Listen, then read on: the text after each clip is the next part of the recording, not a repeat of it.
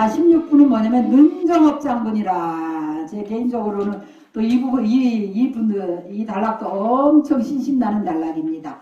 왜냐면, 저도 사실 사람들한테 업신여김을 많이 당했어요. 아까도 얘기했지만, 금강경 강의를, 금강경 엄청 독송하고 갔잖아요. 한국에서 고강덕 스님한테 처음으로 금강경 그 신심 내가지고 그 금강경 듣자마자 하루도 안 빼놓고 독송하고 갔는데, 중국에 가가지고 대만에 가가지고 뭐 중학교나 나왔냐는 둥 빚이 비리비리 해가지고 몸은 그렇게 맨날 아파갖고 남이 절에 돈도 한 푼 없어갖고 그지같이 남이 절에 빈대 붙어가지고 그래갖고 막 그 당시에 한국 스님들도 제가 맨날 몸이 아파가지고 홍보본이나 절에 가면은 막 자기들한테 다 유학생이니까 이제 한정돼 있는 그런 여건인데 내가 혹시 저렇게 어려운 사람이 있으면은 안 도와주자니 찝찝하고 도와주자니 형편이 안 되고 그러니까 불편한 거예요. 그래갖고 내가 가면은 다들 외면하고 불편해 하더라고.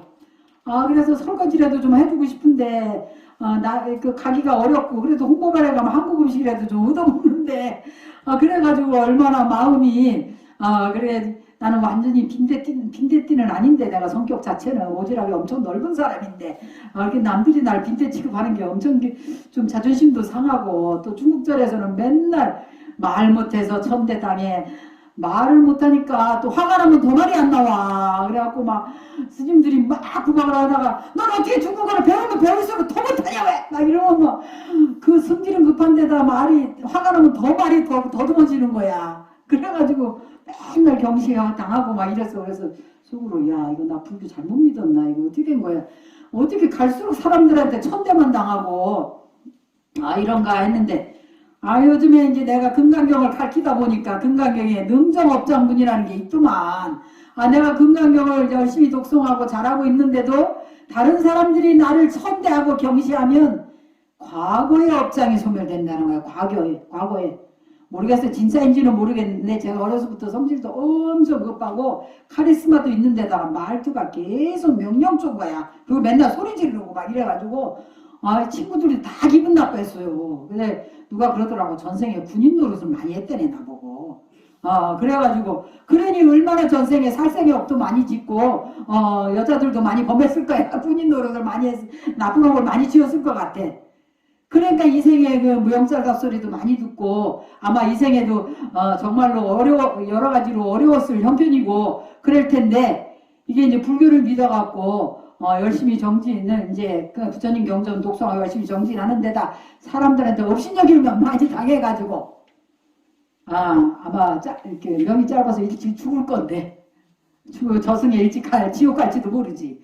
그럴 건데 선세 업장이 소멸돼가지고 그나마 이렇게 여러분들처럼 저를 어여삐 여겨가지고 눈에 미소를 띠고 쳐다봐주는 사람도 있고 뭐 저런 사람도 있지만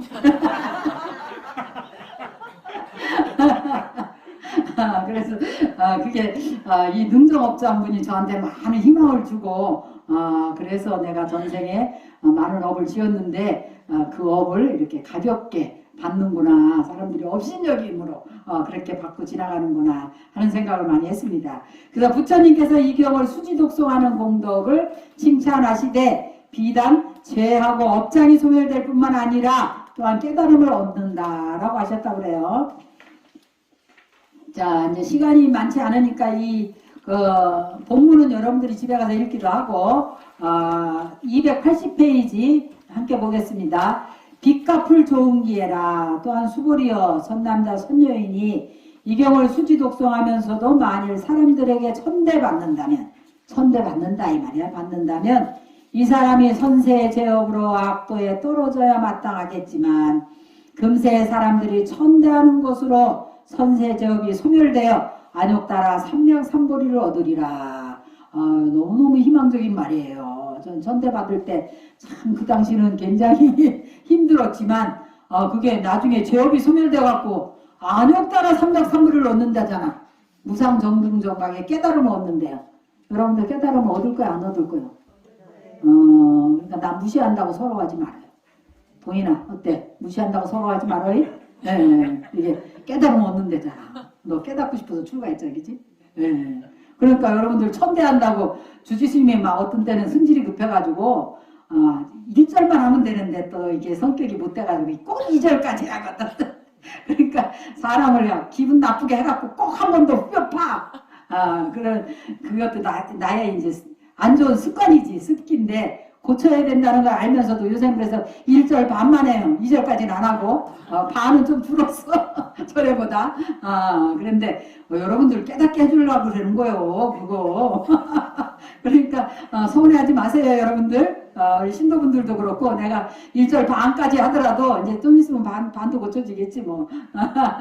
금강경을 수지 독송하는 공덕이 한량 없다면 죽을 병이 하루 아침에 낫고 가난한 사람이 부자 되고 공부를 안 하고도 원하는 대학에 들어가야 할 것만 같습니다. 그러면 정말 금강경을 수지 독송하는 공덕이 얼마나 대단한지 금방 믿을 수 있게 될 것입니다. 그런데 금강경을 수지 독송하였는데도 온갖 복덕이 쏟아지기는커녕 오히려 남들이 나를 깔보고 욕하고 괄시한다면 어떻게 된 일일까요? 부처님 대답하십니다. 본래 그 사람은 과거 전생으로부터 지어온 인연으로 지옥에 떨어져 고통을 받아야 마땅한데 금강경을 수지 독송한 공덕으로 비웃음과 멸시를 당하는 정도로 선세제업이 소멸되었다. 또한 그는 결국에는 이러한 장애를 이겨내고 최고의 깨달음을 얻게 된다. 그랬어요. 그러니까 사실 멸시를 당할수록 좋은 거예요. 그런데 참 그게 잘 안 돼. 잘 안 돼. 잘 안 되지만 그래도 다행이지. 사람들이 멸시해 줘가지고. 그치? 그런데 사실 중생의 사랑 분별로는 복과 재앙을 구별하기가 어렵습니다. 그래서 사람들이 추구하는 복이라는 것이 실로 재앙일 확률이 더 많습니다. 쥐가 쥐약이 든 음식을 먹은 것처럼 말입니다. 쥐가 쥐약이 든 음식을 살라고 먹었겠어요? 죽으려고 먹었겠어요? 쥐약이 든 음식을 살라고 먹은 겁니다. 그런데 어떻게 됐다고? 죽은 거죠. 칭찬 좋아하지 마세요. 사람들이 맨날 좋은 말 해주는 거 좋아하지 마세요. 다 쥐약입니다. 좀 싫은 소리 해도 내 업장을 소멸시켜 주시는구나 이렇게 생각하고 감사합니다. 그렇게 받아들일 수 있어야 된다. 어리석은 사람이 쥐약이 든 음식을 먹기를 발언한다면 그 음식을 먹지 못하게 하는 것이 진정한 부처님의 가피입니다. 그래서 그런 일이 있었다고 그래요. 어떤 나한전이 굉장히 영험하다 그랬잖아요. 나한전. 그래서 나님이 있는 절에 어떤 그 주지스님이 자기는 뭔가 이제 큰 불사를 하고 싶은데 돈이 없는 거야. 너무너무 가난한 거야. 그래가지고 나님한테 맨날 복권을 한 장씩 사다 놓고 맨날 빌었어요. 그래갖고 나님 저 복권 좀 당첨되게 해주십시오.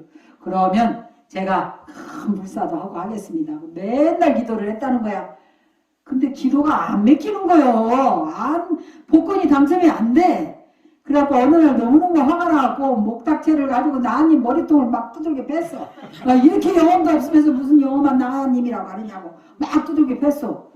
그랬더니 그 다음 회차에 당첨이 된 거예요. 1등으로.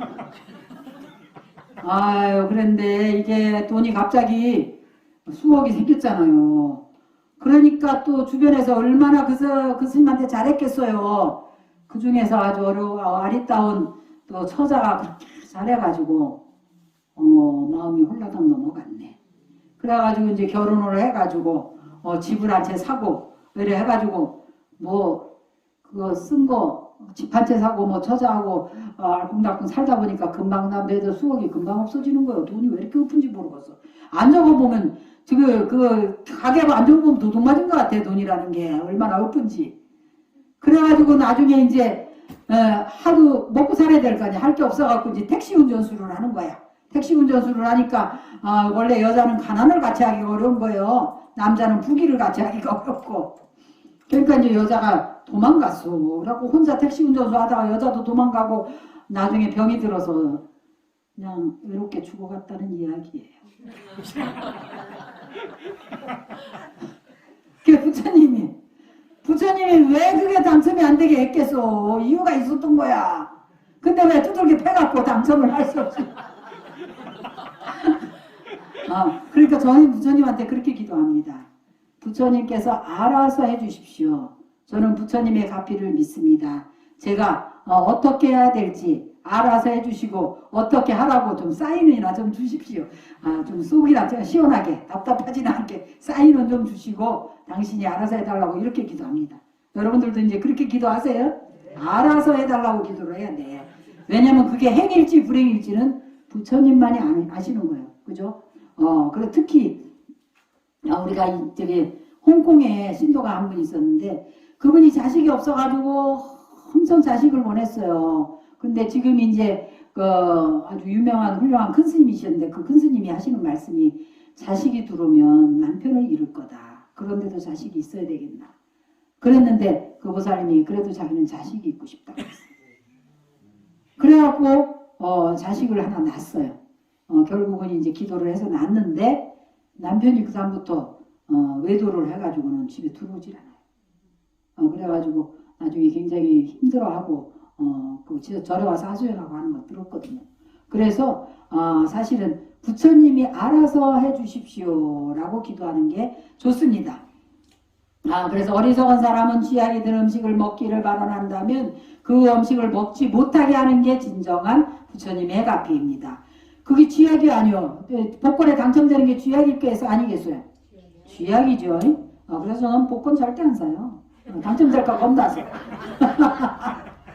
괜히 쥐약 먹었다가 골치 아플 것 같아. 그런데 사람들은 쥐약이 든 음식을 먹게 해달라고 기도하면서 그것이 이루어지지 않으면 기도 공덕이 없다고 푸념하며 원망합니다. 내가 지금 원하는 대로 이루어지는 것, 내가 지금 피하고 싶은 일을 피하는 것만이 복덕이라고 믿습니다. 하지만 남이 나를 욕할 때 그게 도리어 복임을 알아야 합니다. 남이 나를 칭찬할 때 그것이 도리어 재앙이 될 수 있음을 알아야 합니다. 그것을 아는 사람은 경계에 끄달리지 않으니 그런 마땅히 안옥 따라 삼맥삼보리를 증득하게 됩니다. 사람들은 남에게 나쁜 소리 듣는 걸 참기 힘들어합니다. 내가 잘못했다는 걸 뻔히 알고 있으면서도 막상 욕을 먹으면 기분 나쁜 게 사람 마음입니다. 그러니 아무 나쁜 짓도 하지 않고 오히려 좋은 일을 하고 욕을 먹는 건 말할 필요도 없을 겁니다. 하지만 제법이 공한 이치를 알아서 복이 아니고 재앙이 아닌 이치를 깨닫는다면 남이 나를 미워하고 욕해도 오히려 고마운 마음을 낼 수가 있습니다. 그러한 장애를 오히려 부처님의 가피로 볼 수 있는 눈을 뜨면 거기에 해탈의 길이 열립니다. 그런데 지금 우리의 모습은 어떠한가요? 지금까지 지어놓은 업으로 본다면 대상 같은 과보를 받아야 하는데도 불구하고 어떻게든 그 과보를 받지 않으려고 부처님을 불러가면서 요리조리 피하려고만 듭니다. 자기가 받아야 할 과보는 관세음보살님께 어떻게 좀 해결해 달라고 다 떠넘기고 제 몸 하나 도망치려고 깨를 피웁니다. 어리석은 사람은 그렇게 자기가 지은 인연의 과보를 무시하고 욕심의 눈이 어두워서 어리석은 삶을 되풀이합니다. 그러나 인연법을 아는 사람은 지은 인연의 과보는 피할 수가 없다. 내가 지은 것은 내가 받는다라는 기꺼운 마음으로 자기 과보를 받습니다. 금강경의 이 구조는 내가 지은 인연 과보를 몰라서 하루하루를 억울하고 분한 마음으로 단식을 하면서 살아가는 이에게 주는 희망의 메시지입니다. 내가 지은 인연의 과보가 세세생생 쌓인 업장이 소멸되어 가는 중입니다. 그렇죠? 지금은 우리가 업을 별로 안 짓잖아요. 부처님 법을 알고 난 다음이기 때문에. 그래서 과거에 지은 업을 소멸해 가는 중이다. 참 희망적인 이야기입니다. 수행하는 사람에게는 꾸준히 지켜보고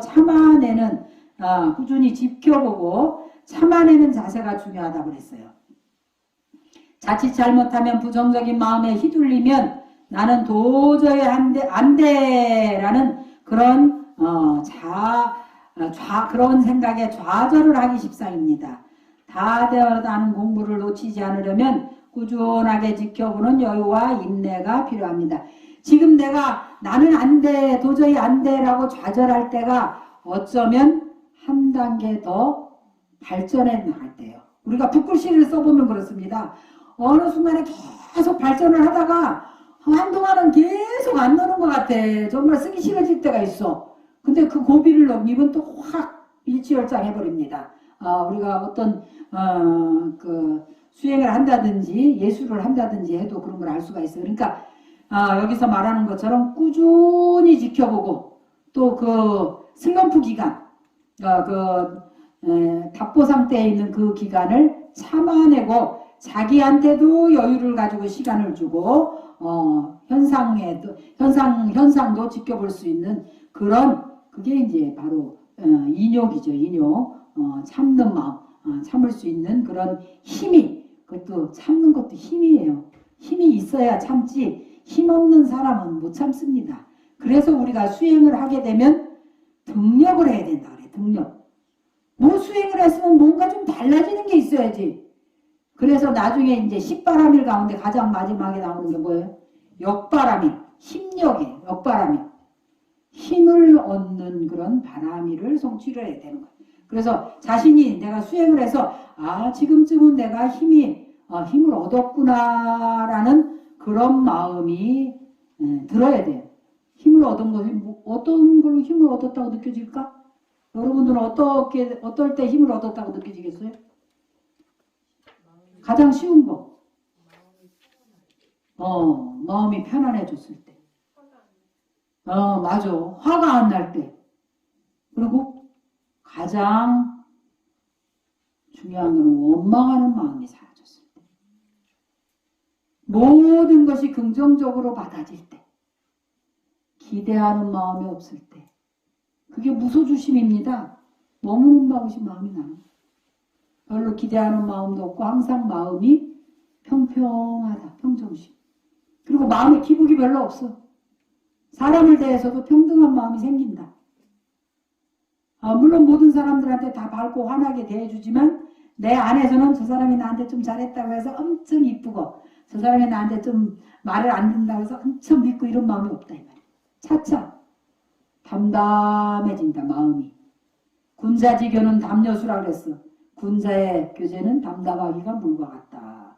그래서 제가 큰 스님들 많이 모셔봤잖아요. 선지식들 모셔보고 굉장히 담담하세요. 그러니까 우리도 그분을 보면 별로 번뇌가 없어. 내가 좀 잘못해도 저분은 아무 생각이 없는 것 같아. 그러니까 굉장히 마음이 편하더라고. 젊었을 때는 맨날 뭘 잘못하잖아. 맨날 실수하고. 그래도 큰 스님들 옆에 있으면 편하더라고. 왜냐면 그분들은 잘하고 누가 잘하고 못하는 거에 대해서 아무 생각이 없으신 것 같더라고. 그래서 그분들은 어떤 경지냐? 대원경지야. 원만한 크고 맑은 거울과 같은 지혜를 성취하신 분이다. 거울이 이쁜 사람이 온다고 거울이 막 좋아합니까? 미운 사람이 와서 비춘다고 싫어합니까? 누가 깨끗한 사람이 왔다고 깨끗하다고 좋아하나? 더러운 사람이 거지가 왔다고 싫어하나? 안 그렇죠. 우리가 수행을 하면 마지막에 대원경지를 성취하게 돼요. 그래서 그걸 불루물이라 그래. 경계에 누가 되지 않는다. 경계에 대해서 별로 흔들림이 없다 이 말이야. 우리는 좋은 사람이 와서 좀 기분 좋게 소리해주면 금방 기분이 좋았다가 누가 와가지고 또 저기 김새는 소리하면 금방 김이 빡셌다가 또 누가 뭐 기분 나쁘다고 너는 못났다고 하면 금방 또 막 다운됐다고 하면 하루에도 10동씩 죽었다 살았다 하죠. 근데 지혜가 대원경지 그런 원만한 지혜가 성취가 되면 어떤 사람이 어떤 경계가 와도 그냥 맑은 거울은 맑은 뿐이라. 텅 빈 하늘과 같이 맑은 거울과 같이 아무런 맑은 물과 같이 아무런 생각이 없다 이 말이야. 그렇게 돼야 됩니다. 그러니 지금 283페이지 하고 있어요. 그러니 수행자는 눈앞에 다가오는 재앙을 부처님의 가피로 여깁니다. 재앙이 다가오면 그것을 그동안 진 빚을 갚는 좋은 기회로 여깁니다. 하루라도 빨리 빚을 갚을 수 있어서 다행이라고 생각합니다. 이런 도리를 깨치면 설령 지옥에 있더라도 희망이 있습니다. 좋은 일이든 나쁜 일이든 언제 어느 때 어떤 일이 생겨도 그 일이 나에게 온 이치를 하니 흔들림 없이 나아갈 수 있습니다. 나에게 일어나는 모든 일을 내가 지은 인연의 결과로 받아들이는 삶이야말로 세세생생 켜커이 쌓인 모든 업장을 사라지게 하는 좋은 길입니다. 자, 여기 284페이지 한번 봅시다. 경전에는 항아사, 아승지, 나유타, 불가사의, 무량수 등등 상상하기 어려울 만큼의 큰 숫자 개념이 나옵니다. 항아사는 이 숫자는 뭐 얘기해도 여러분들 잘 모를 것 같아요. 그 여우의 의심을 한번 봅시다. 285페이지. 작은 우물에서 태어나 평생 그 안에서 살아온 개구리가 있었습니다. 어느 날 바닷가에 살던 개구리가 그 우물 안에 들어오게 되었습니다. 우물에 살던 개구리가 물었어요. 바닷가에 살다 왔다고? 그 바다라는 게 얼마나 커? 그러니까 굉장히 커. 굉장히 거기 있는 돌덩어리만 해? 어림도 없지. 훨씬 더 커. 그러니까. 그럼 우물 반쯤? 아니 도저히 비교가 안 돼. 아니 그럼 이 우물만 하다는 거야? 그러니까 아이 이 우물은 어림도 없지. 야 거짓말 마. 이 세상에 이 우물보다 큰 게 어딨어? 아유 이 우물 속에 평생을 산 개구리는 바다에서 온 개구리 말을 도저히 믿을 수가 없었겠죠. 사실을 알면 마음이 곧 미쳐버릴지도 모른다는 건 이런 정도의 비유를 말하는 겁니다. 그럼 여우처럼 의심한다는 건 무슨 뜻일까요? 하루는 여우가 숲속을 지나가는데 고깃덩어리 하나가 땅에 떨어져 있었대요. 아무 수고 없이 공짜로 고기를 먹게 된 여우는 흡족한 미소를 지었어요. 그런데 먹이를 입에 넣으려는 순간 꾀가 많은 여우는 불안해졌어요. 이 세상에 공짜가 어디 있어? 이건 고깃덩어리가 왜 여기 떨어져 있는 걸까? 사람들이 독을 넣어서 미끼를 떨어뜨려 놓은 게 분명해. 여우는 집었던 고깃덩어리를 내려놓고 뒤도 돌아보지 않고 지나갔습니다. 그런데 산모퉁이를 돌아갈 때쯤 다시 생각이 떠올랐어요. 독을 넣은 미끼라면 그렇게 아무렇게나 던져놨겠어. 그릇이나 나뭇잎에 잘 싸서 올려두었겠지. 땅에 떨어져 흙이 묻었다는 건 결 우연히 떨어졌다는 증거야. 다른 동물들은 독이 들었을까봐 겁이 나서 못 먹겠지만 지혜로운 나는 먹을 수가 있지 하고 다시 고기가 놓인 곳으로 돌아갔어요. 다행히 고기는 그대로 남아 있었습니다. 하지만 고기를 입에 넣으려는 순간 또 의심이 드는 거예요. 아니지 음식을 얌전히 잘 올려놓으면 독이 든 음식인 줄 알아차리고 먹지 않을 테니 우연히 떨어진 것처럼 보이려고 일부러 땅에 던져놓은 거 아니겠어? 다른 동물들은 어리석어서 이런 생각을 못하고 덥석 물겠지만 나는 절대 안 속아. 그리고는 고깃덩어리를 내려놓고 다시 돌아섰습니다. 여우는 그 뒤로도 9번이나 산길을 왔다 갔다 했대요. 의심과 망설임을 되풀이했습니다. 부처님 가르침을 듣고 또 들으면서도 의심하는 마음을 버리지 못하는 것이 바로 이 여우와 같습니다. 여러분들 어때요? 응? 믿습니까? 아미타불 그래야지. 교회에서 믿습니까? 그러면 아멘 그러지만 우리는 믿습니까? 아미토부 아미타불 그래야 되는 거야. 믿어야 돼. 부처님이 뭐가 답답해서 거짓말을 하시겠어. 근데 부처님이 금강에서도 나는 진어자요 실어자요 불망어자요 불광어자요 불기어자니라. 얼마나 답답해서. 여러분들이 안 믿는 거야. 믿는다면 행을 해야 되겠어 안 해야 되겠어? 부처님 말씀대로 해야 되겠죠. 근데도 호의불신한다 그래서 여우처럼 계속 왔다 갔다 해. 믿었다가 또 망설였다가 계속 그러죠. 반신반의한다. 반은 믿고 반은 의심한다. 의심이 가장 큰 병입니다. 우리 불자들한테 성취를 못하게 하는 가장 큰 병이에요. 그래. 부처님 가르침을 듣고 들으면서도 의심하는 마음을 버리지 못하는 것이 우리 불자들도 여우와 같다. 호의불신한다.